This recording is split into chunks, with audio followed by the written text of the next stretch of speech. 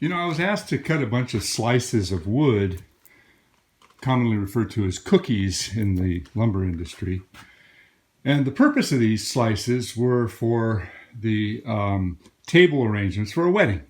And I thought, okay, well, that's kind of cool. But what I didn't really talk to the person that wants these is about wood shrinkage. So as soon as you cut a cookie or a slice, you have to remember that that's going to start to shrink. And let me show you a few examples. I cut another set of cookies here, real thin ones, to better explain what happens. I'd like to talk a little bit about wood and how it moves.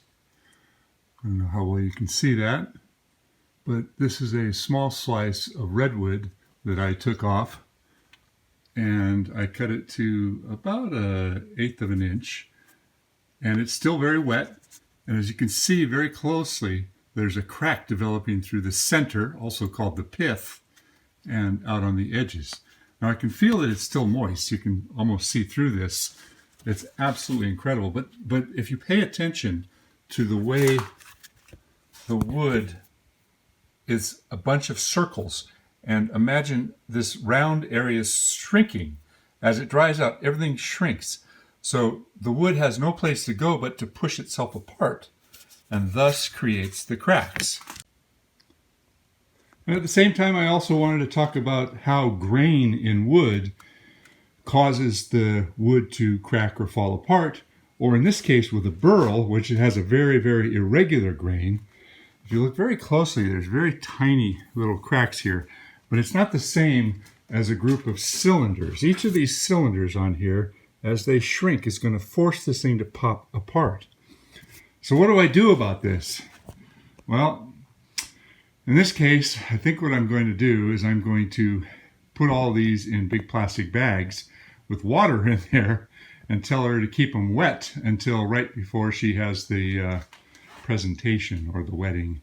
And hopefully if they're still wet, they'll retain enough moisture so it'll reduce the shrinking and they'll still look presentable. Another thing I could try and do would be to wax them all, but that's going to take quite a bit of time, and actually I don't think that's going to work either. So I'm just going to go with the wet option, see if that makes it. And by the way, I was using my electric chainsaw in my shop. Made a horrible mess, but I was able to clamp the pieces to my table saw in order to make nice, consistent, even cuts. Unfortunately, I tried it. My chop saw didn't make the cut. It was just too wide. It bottomed out. So chainsaw cuts it is. So the first thing I did was hose them all off to clean them up, and also to get some moisture into them quickly before they start to crack. One of the things that I liked about the madrone, this is a local wood, was the intense color that's in it, which doesn't stay like that for very long. It dries out to kind of a dull brown unless you keep it wet. So the outside bark on a madrone tree is also very unusual.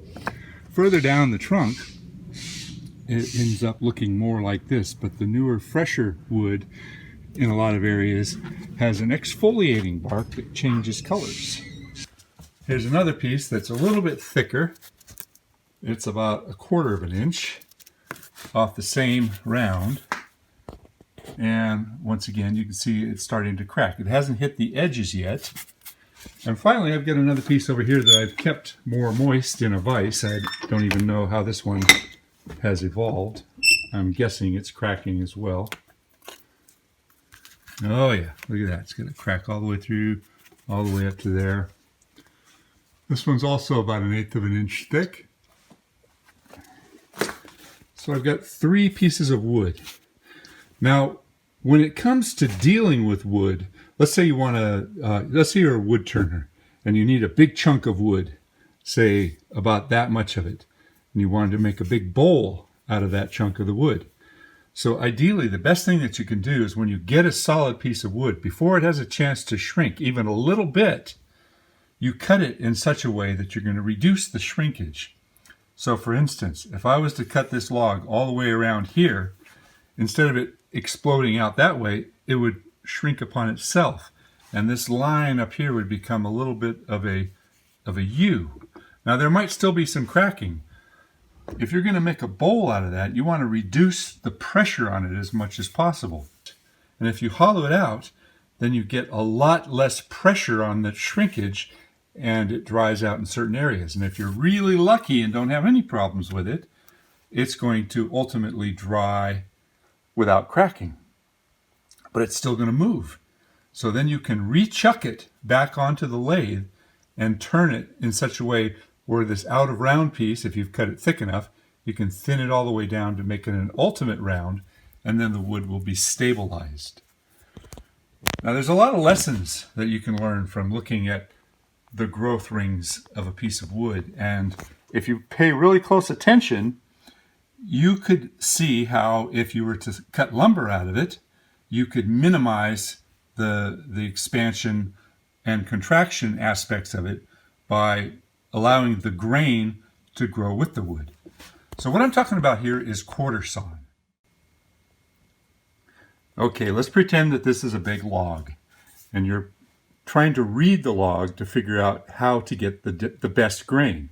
If quarter sawn is the best grain and you start milling like this, you can see how the grain is big arches all the way across the wood. That's going to leave a plain sawn type of lumber which will have more of a propensity to cup. And what's going to happen is these rings are going to straighten out a little bit as it dries, and every board will be cupped. So the lumber value degrades because of the movement in the wood. Now back to the size of the log here. If you're going to cut through and through with, say, a bandsaw mill all the way along, the boards along this edge, especially from the heartwood to here, that's like the premium board because the grain is running straight up and down. And they call that quarter sawn. The next one is also quarter sawn. This one is quarter sawn, but this board in here would have more of a center plain sawn look to it. That would be less valuable than the ones over here in terms of lumber movement. Now some woods are much more susceptible to a lot of warpage and a lot of movement, and others are a little bit more stable. You know, like the pines and even redwood, you can get away with a lot that you couldn't with, say, a maple or even a walnut. Now, this board right here, you can imagine what it's going to be like on the surface. It's going to be a very, very plain sawn board. Over here, it's still going to have more of a quarter sawn quality to it. And while not as stable as the one up near the top where it's straight up and down, it's pretty close to being stable. Now the whitewood in most species is called the sapwood. That wood is often more prone to fungus, insects will attack it, powder post beetles will attack it, depending upon the species. I forgot to say that this is just from a limb sample of that 66-year-old tree that we cut down recently. It's called a huge redwood removal. And I expected to see that the tree had real tight rings in it because of the size of it, but you really read it best when you just look into a limb, a piece of the limb, because this really transfers to what you're going to find in the trunk. However, this is the shape of the limb, whereas the convolutions of the trunk and the size may be harder to look at the individual ring counts. So what's going to happen to these little tiny slices of wood that I just cut off of that fresh limb? Well, I expect this one right here to be kind of a cup tomorrow. And these here, they'll cup a little bit, but I think they're going to have serious cracks all the way through, because in just a few hours or days, a piece of wood cut this thin, the moisture goes out of it fairly fast. And as it shrinks quickly, everything that's going to happen to this piece of wood will. Okay, I teased you a little bit with that bit of burl earlier on in this video. This is from an Amboina burl. Amboina comes from the Nara tree. It's one of the most expensive burls in the world and one of the rarest burls. I was very lucky to get a job one time to slice up a large one that sold for $5,000, and I got to keep a small piece. This little piece of burl is worth about $300. If any of you are interested in veneers, I do have Amboina burl veneer for sale, so let me know if you are interested and I can tell you more about it. Hey, thanks for watching. I hope you found this valuable.